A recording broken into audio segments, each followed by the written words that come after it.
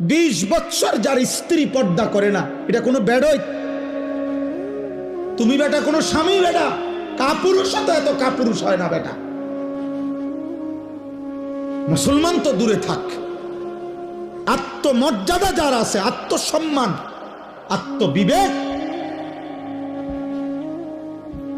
তার স্ত্রী বুঝি বেটি আমার বউ, আমি বিবাহ করলাম, হালাল পবিত্র স্ত্রী আমার, তোমার রং চায় রাস্তার বেড হইত, তোমার এটা কিতা, আমনি কিতা, আমনি প্লাস্টিক নি,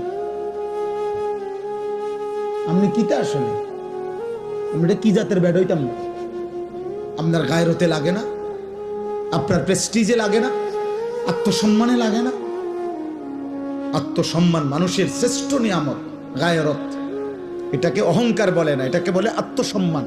অর্থাৎ আমার ধর্মের একটা ইজ্জত আছে, আমি এক রবের গোলাম, আমি এক নবী মুহাম্মদ সাল্লাল্লাহু আলাইহি সাল্লামের উম্মত।